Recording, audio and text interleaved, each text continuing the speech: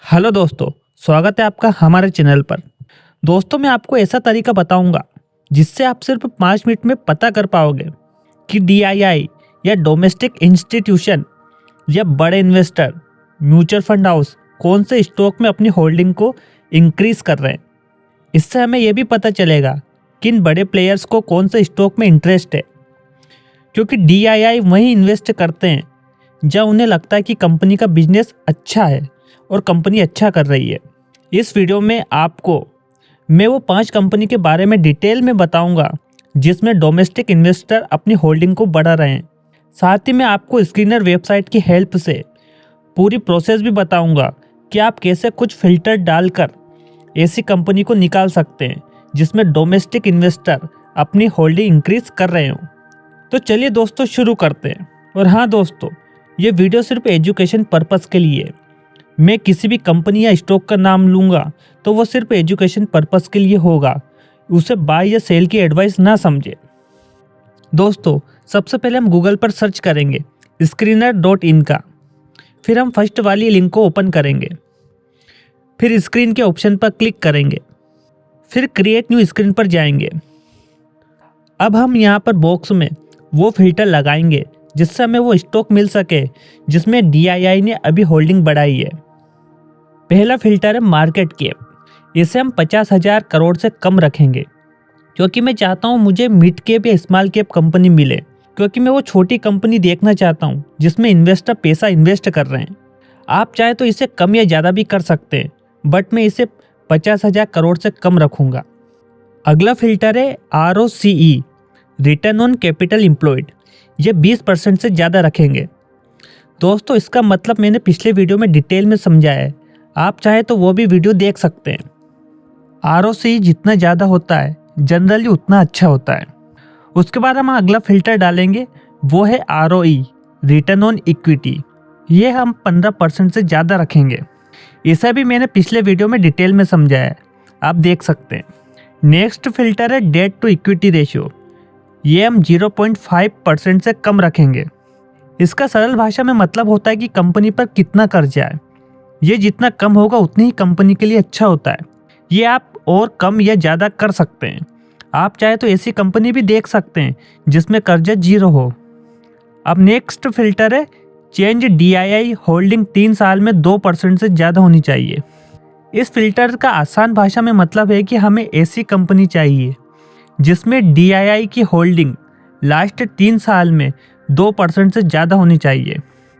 ये हमारी कंडीशन है कि कंपनी में डोमेस्टिक इन्वेस्टर की होल्डिंग 2% से कम नहीं होनी चाहिए।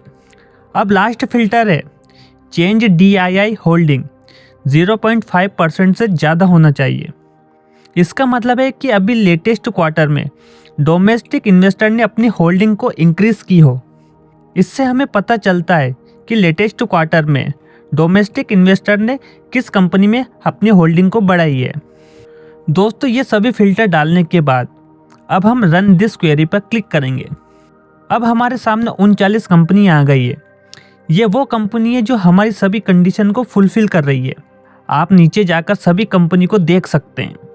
दोस्तों, ये वीडियो सिर्फ एजुकेशन पर्पस के लिए है। मैं यहाँ पर किसी भी कंपनी का नाम लूँगा तो वो सिर्फ एजुकेशन पर्पस के लिए होगा, इसे आप बाय या सेल की एडवाइस ना समझे। चलिए दोस्तों, अब मैं बताता हूँ वो 5 कंपनियाँ जिसमें डीआईआई अपनी होल्डिंग को बढ़ा रहे हैं। Number 1, PI industry. यहाँ पर आप अबाउट वाले सेक्शन में जाकर देख सकते हैं कि कंपनी क्या क्या करती है। PI इंडस्ट्री एग्रीकल्चर केमिकल बनाती है। साथ ही इसका मार्केट कैप 49,000 करोड़ के आसपास है। इसका ROCE 23% के आसपास है। इसका ROE 17.5% के आसपास है। आप देख सकते हैं कंपनी के पास सिर्फ 242 करोड़ का कर्जा है। इसका डेट टू इक्विटी रेशियो 0.02 है। अब यहाँ हम नीचे जाएंगे। यहाँ पर आप क्वार्टर रिजल्ट देख सकते हैं। कंपनी का सेल्स हर क्वार्टर में इंक्रीज हो रहा है। ऐसे ही आप कंपनी का नेट प्रॉफिट भी देख सकते हैं। कंपनी का नेट प्रॉफिट भी हर साल बढ़ रहा है। इसके बाद आप नीचे प्रॉफिट लॉस स्टेटमेंट में जाएंगे। यहाँ आप देख सकते हैं कंपनी की सेल्स हर साल इंक्रीज हो रही है। ऐसे ही कंपनी का ऑपरेटिंग प्रॉफिट भी बढ़ रहा है। अब यहाँ हम कंपनी का नेट प्रॉफिट देखेंगे। कंपनी का नेट प्रॉफिट 2014 में 188 करोड़ था, जो बढ़कर अभी तक 1512 करोड़ हो गया है। इसके बाद हम शेयर होल्डिंग पैटर्न में जाएंगे। यहाँ आप देख सकते हैं कि DII की होल्डिंग लगातार बढ़ रही है। मार्च 2014 में DII की होल्डिंग 24% के आसपास थी, वहीं अब बढ़ती 30% के आसपास हो गई है।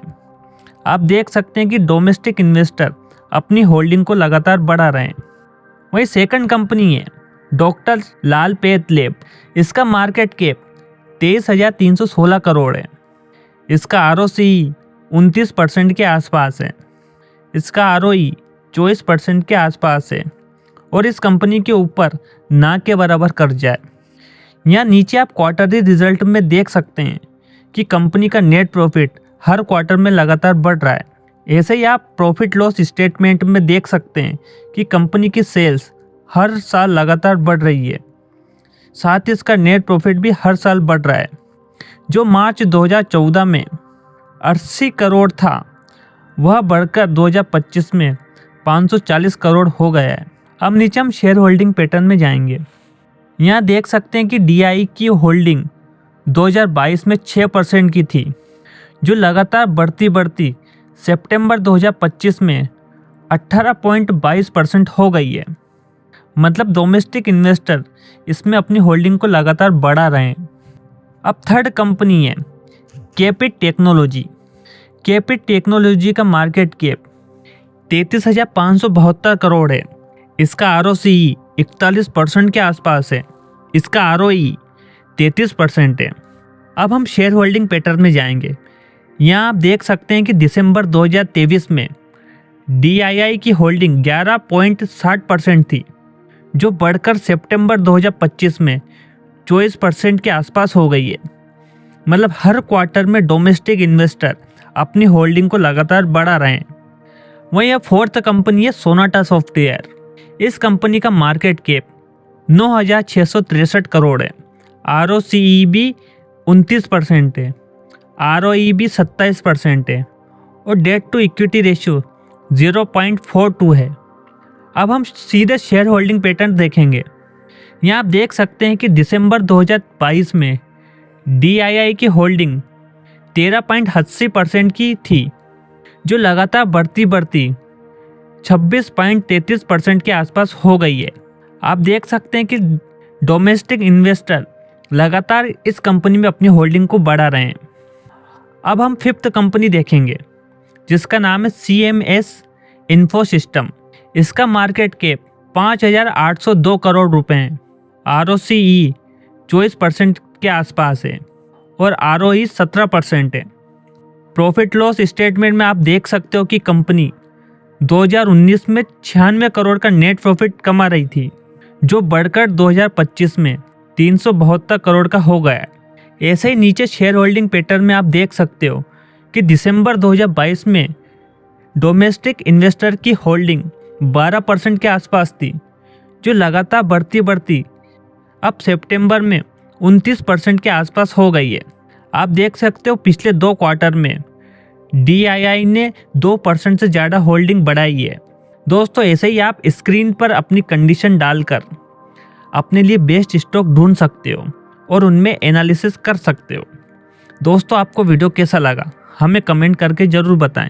साथ ही चैनल पर नए हैं तो चैनल को सब्सक्राइब करना बिल्कुल ना भूलें। धन्यवाद।